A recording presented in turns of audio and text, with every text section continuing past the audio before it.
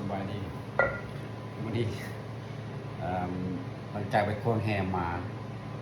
ปลาน้อยเนาะมาปีกมาย่างเมี่ยนมือเครื่องมือหนึ่งก็เลยจะเวท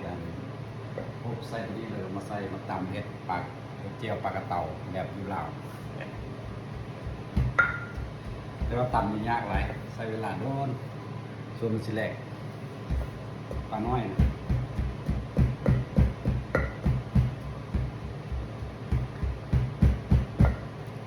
ลองเห็ดเจียวปลากระเต่าแบบอยู่ลาวลองเบิ่งแต่ว่าปลาบ่แม่นปลากระเต่าปลา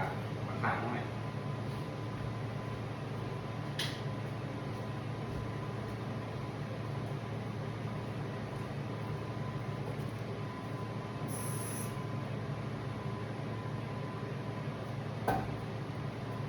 ดีต้มน้ำปลาแดกไว้เพื่อใส่น้ำปลาแดกนิดนึง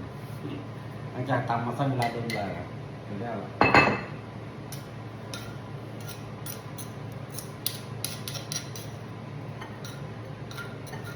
อันนี้ปลา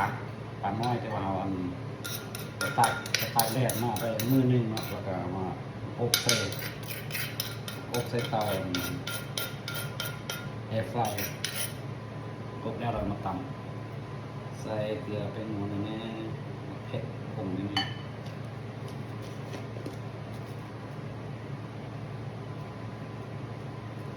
ใส่เป็ดผงตำเนี่ยเห็ดเจียวปลากระเต่านี่เห็ดเจียวปลากระเต่าแต่ว่าบ่ได้ปลาบ่แม่นปลากระเต่าแต่เป็นปลาขาวน้อยที่ว่าไปปล่อยไปควงแห่อยู่ทะเลเนาะได้ปลาขาวน้อยมาก็เลยมาเห็ดเจียวลองเห็ดดูที่แซ่บคืออยู่ลาวนี่สิใส่น้ำปลาแดกลงไป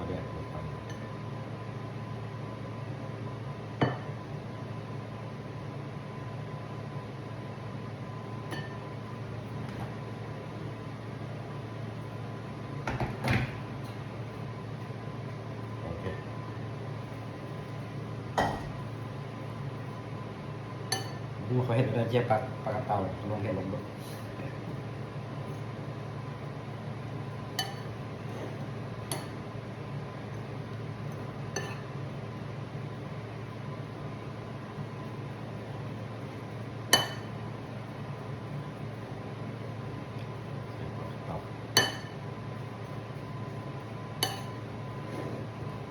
เต่าที่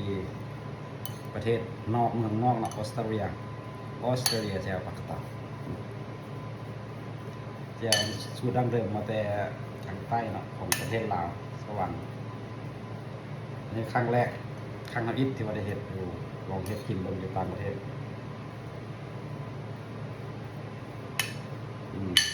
หน้าตาเป็นแบบนั้น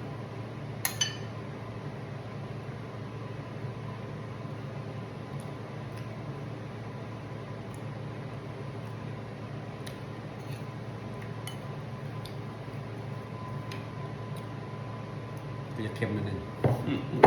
ไปนำใส่น้ำปลาไหลพวกนี้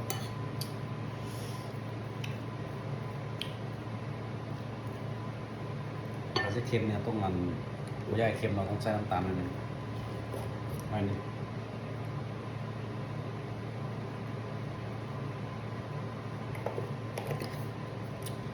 ลืมซีมว่าใส่หลายครับ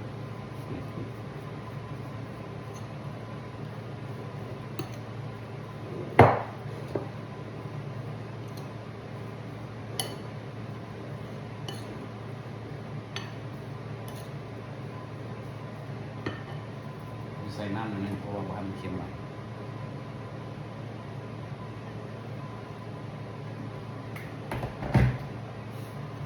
สูตรปลากระเต่าครั้งแรกเห็ดปลากระเต่า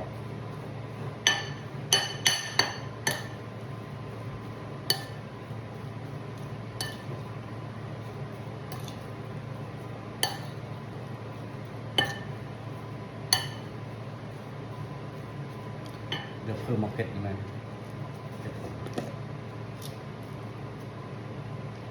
ถ้าเผ็ดจะว่ากินไรโอเคจะเห็นจะกินได้อยู่บ้านเยอะ อยากกินอย่างเดียวมีอยู่แต่ว่าก็บอกคือ100%ของบ้านเรานะอยากกินโอ้ยผมบอกเป็นยังแบบอีก2-3 ปีก็สิกลับไปลาวละอยู่ลาวฝากให้เด็กน้อยลูกสาวลูกชายใหญ่แล้วก็ไปอยู่นี่แล้วก็อยู่เองได้แล้วก็เขาจะกลับไปอยู่ลาวคือเก่า